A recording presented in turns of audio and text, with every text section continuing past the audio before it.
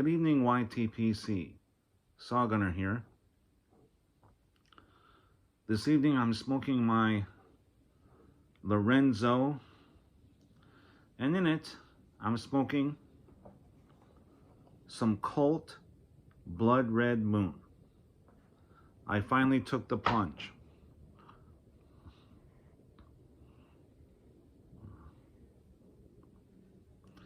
I have to say that I've never tried a cherry aromatic. And the reason for that is, to me, cherry and tobacco doesn't sound appealing to me at all.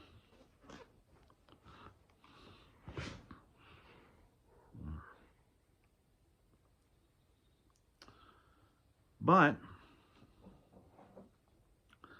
you know, over the years, I've seen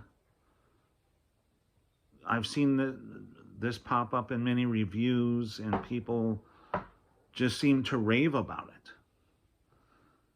It definitely, I mean, it has a huge following.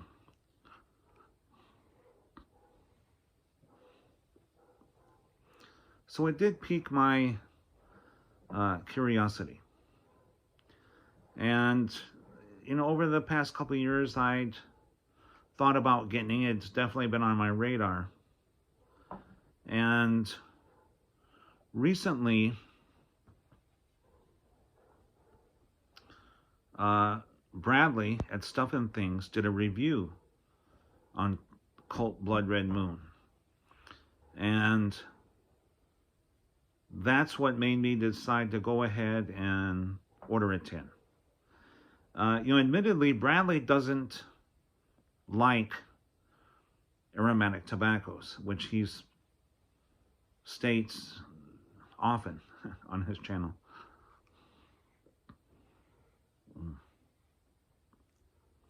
But he tried this one, and he said that it wasn't bad. It wasn't his cup of tea, but it wasn't bad. So I'm thinking to myself, well, gee, if Bradley, who doesn't like aromatics, says this isn't bad, then I need to go ahead and order a tin and see what all the fuss is about. And I have to tell you, I'm becoming a fan.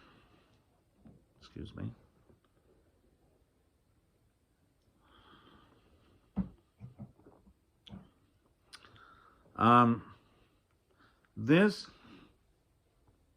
It's a heavily topped aromatic.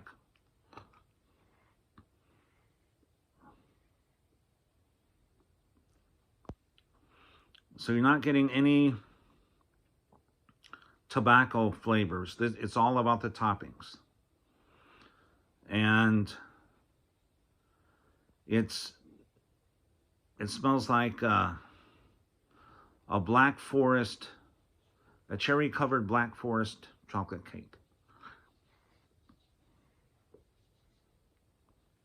Or those Queen Anne chocolate-covered cherries.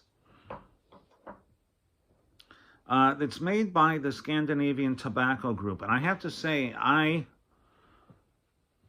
most of STG's products I really enjoy. You know, of course, they produce the Dunhill-Peterson line. And a few others.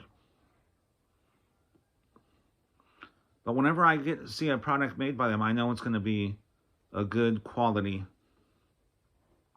product. You know, starting with the tin art.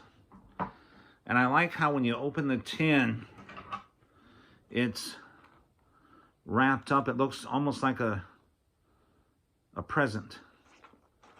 And then you open it up and it's got that familiar cardboard insert.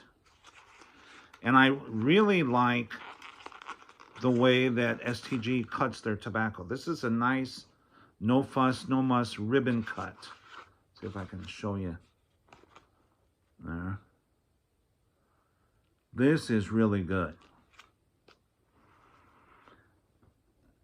Now, it's been said that a lot of cherries, tobacco, it's like a cherry cough medicine or a cough drop. And that's another reason I had kind of steered clear of cherry blends, is I don't really like that. And, when the tin note, it does kind of smell like a cherry cough syrup, which I was kind of, when I popped the tin, I was like, uh-oh.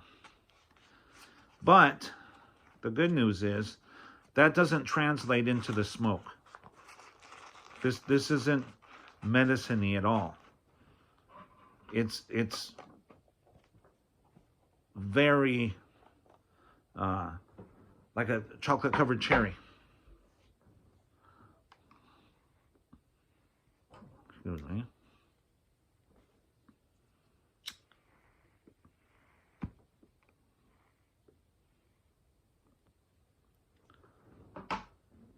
I have to say, I'm really becoming a fan. The very first bowl I smoked of this, I was like, meh, yeah, it's all right, But the more I smoke it, the more I like it. Mm-hmm. Mm. This is a good any time of day smoke. Nice if you want after dinner, if you want like something sweet.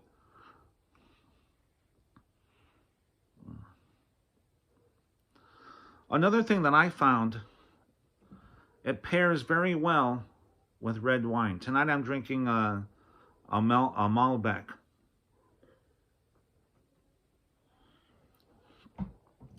Normally when I smoke a pipe, I don't drink wine. I like the strong, heavy red wines. I like, the Cabernets, the Merlots, Malbec. And I've noticed that if I drink that while smoking a pipe, it kind of mutes the flavors of the tobacco. But not so with Cult Blood Red Moon. That's a perfect pairing. A glass of wine and Cult Blood Red Moon in your pipe. The flavors really complement each other.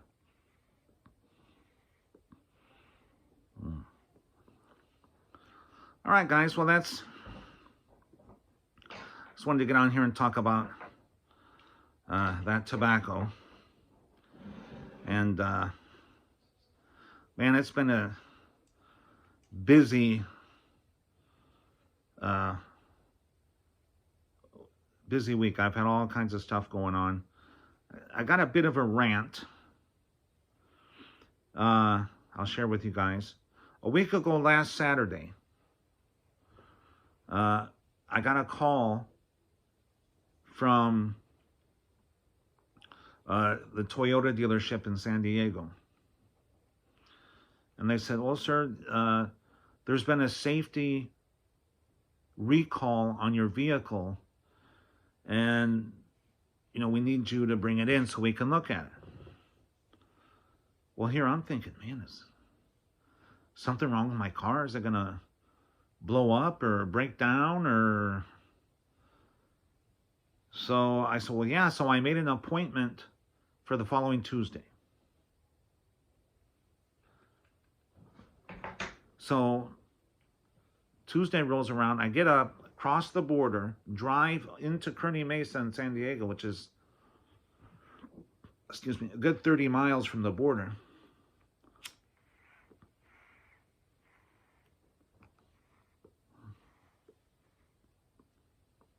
So I had an appointment for 12 o'clock.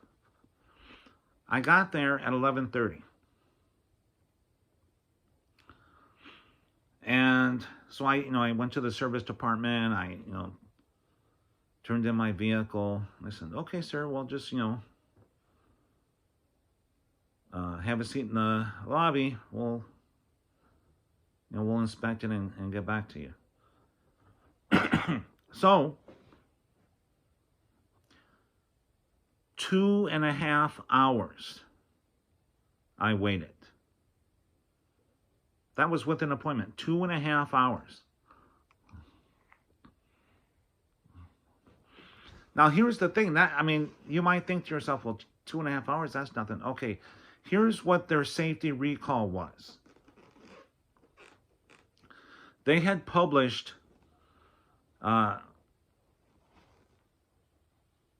in their manuals the wrong size of replacement battery for that particular, it's a 2014 Toyota RAV4. So they had, in their publications, they had listed the wrong size of replacement battery. So they wanted to check everyone's vehicle to make sure that they had the right size battery. And they put a sticker on the metal bar that goes over the top of the battery to hold it in place. They put a little tiny sticker on there stating the correct size of the battery. Well, one, I did have the correct battery in there. I had a Toyota battery. Two, that sticker, all they did was put a little sticker on that metal cross piece that you can barely see, and I'm sure over time that's going to fade out. Reminding people to use the correct size, the Group 35 battery. I was so mad. Here I basically wasted a day, since I had to cross the border, drive to Kearney Mesa, wait there 2.5 hours, and then come back.